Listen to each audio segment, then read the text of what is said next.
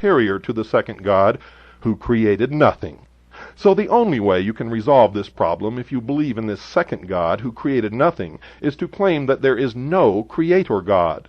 Then your God can then become the supreme being. And that is what Mr. Pike did. Make no mistake about it. The Masons do not worship the creator God, the God who made the world out of nothing.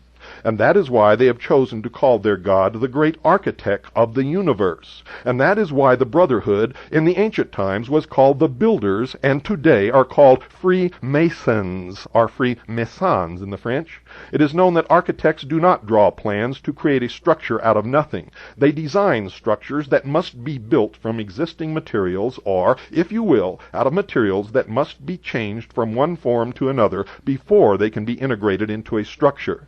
The Masons worship some other being, one that they know can create nothing, and that includes the Stell group. That includes the ancient order of the Rose and Cross, the Knights Templars, the sovereign and military order of the Knights of Malta, and all of the rest of these skunks.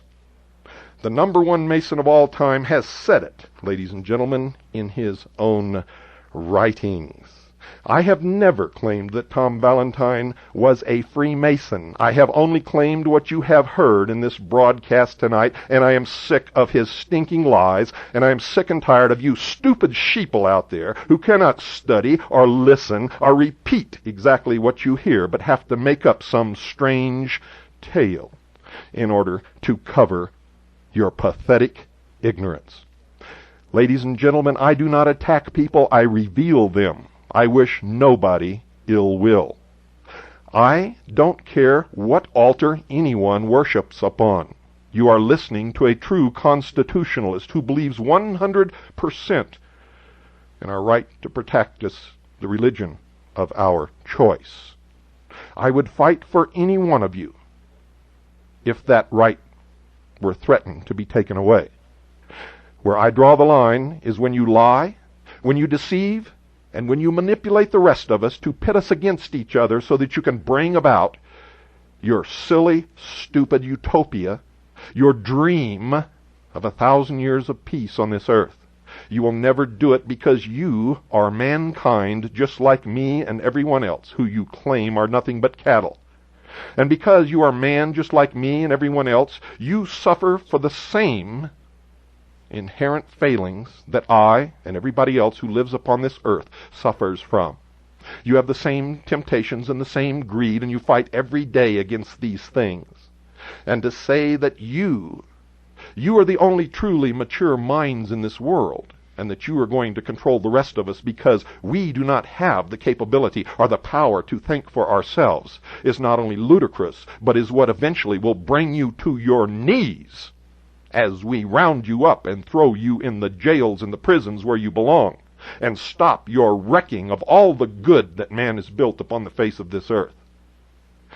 Don't pervert my words, because I'm the only one you'll ever hear on the radio who uses fact, who uses the own words of the people that I talk about, and I have no ulterior motive of trying to hurt anyone.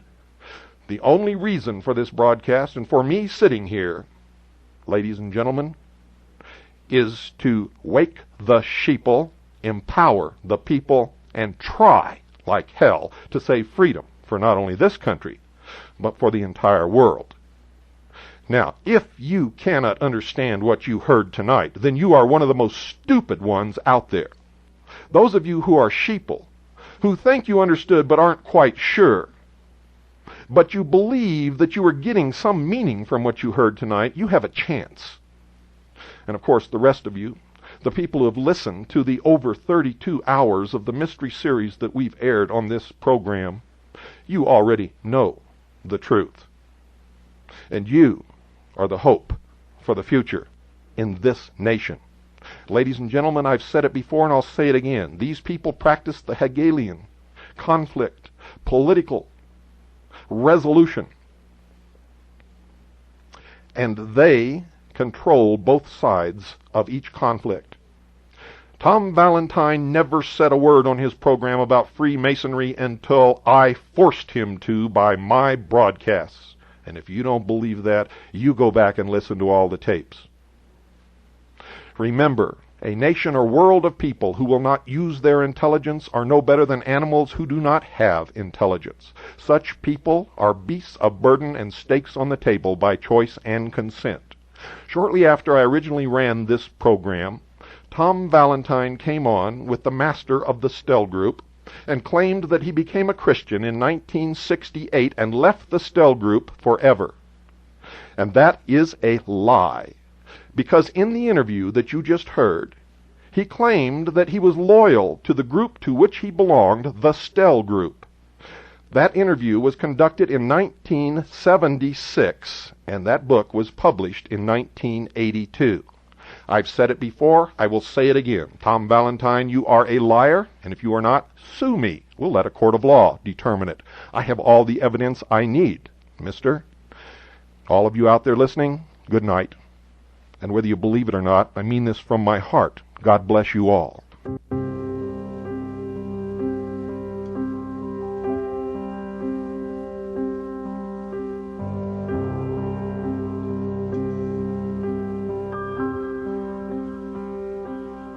Some say love, it is a river that drowns the tender reed. Some say love, it is a razor that leaves your soul to bleed. Some say love, it is a hunger, an endless aching need. I say love, it is a flower, and you, its only seed.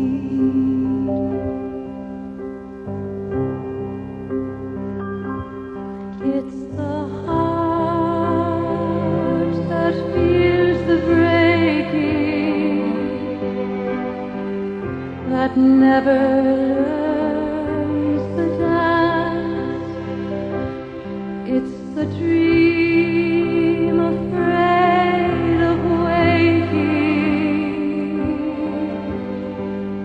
that never takes